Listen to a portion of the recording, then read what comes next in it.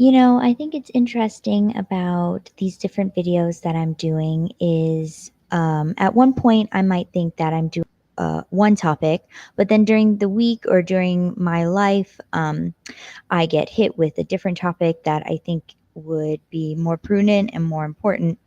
So I just get inspired. So instead of the other topic that I was going to talk about, I think I'm going to talk about anxiety and one of the many different ways that it affects my life.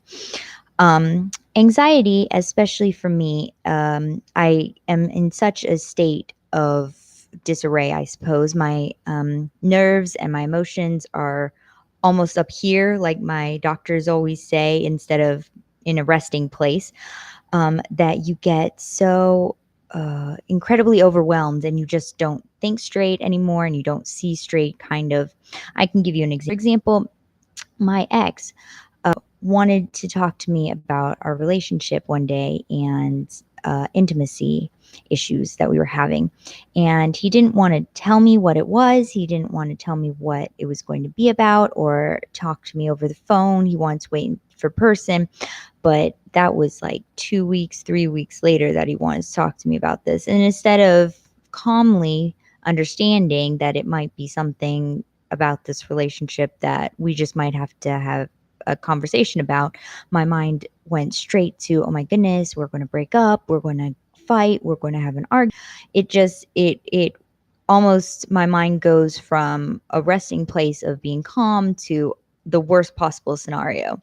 Another example is the other day, my boss wanted to talk to me and she started off the conversation with, oh, I have something to tell you that you just might not like. And oh my goodness, I thought I was going to get fired. I thought I was going to get suspended. I didn't know what was going to happen, but it just turned out that I had made a mistake. So I think in life, I've learned that it's very important for people such as myself who suffer from anxiety to have some sort of introduction, kind of like a book, to have an introduction into a conversation instead of just saying these things that make people just freak out for no reason, really. Um, so even for people who don't have anxiety, I think it's important to have some sort of introduction. But especially for people who suffer with great deal of anxiety and nervousness, like almost on a constant basis, I think it's even more so important that you have some sort of introduction, kind of like, hey, I wanted to talk to you. It's not a big deal. We just need to talk about X, Y, and Z, but I'm not comfortable about talking about this over the phone. Let's talk about it when we're in person, or hey, I noticed this kind of was happening. We just need to talk about it. I understand you're new. Like, these are just some issues that I've been noticing, instead of, hey, we have something to talk about and you might not like it. Like, it freaks people out, especially myself. And when that happened, I almost couldn't get past it. I don't know how come. I mean, she talked to me about it right away, so it wasn't a big deal, but I just couldn't get past it. The rest of the day almost was ruined for me. I was freaking out the whole time. I was having panic attacks and issues. So I think from now on, it's more most prudent to have these conversations with introductions. Now that I'm a bit older, I've learned how I need to have conversations with my mom, for example.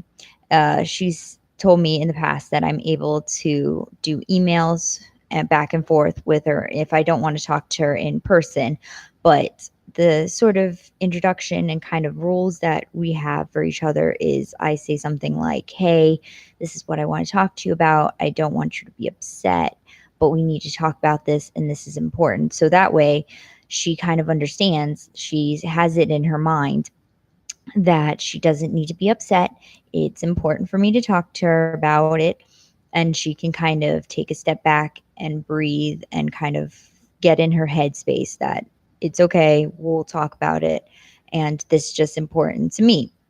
So I think in conclusion, for people who suffer from anxiety, even if they don't suffer from anxiety, I think it's important to have an introduction in conversations in life, just so people don't like jump to the craziest conclusion. However, since myself, I suffer from severe anxiety. attacks all the time.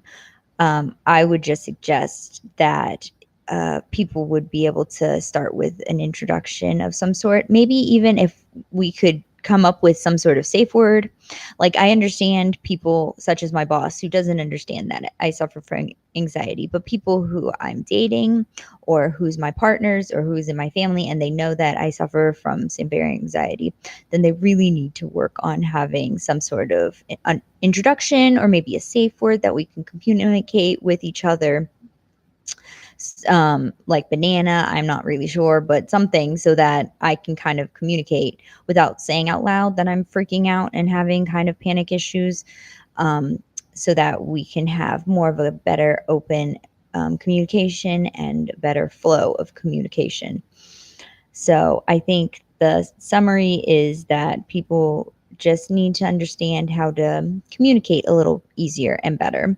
I know communication is not easy for everybody, but at least if we could all understand and agree that we need to start with a introduction of some sort to all of the conversations in life, I think that it would just make everything go a lot more smoothly and have everybody more on a controlled medium level as opposed to everybody kind of being all up here in their emotions.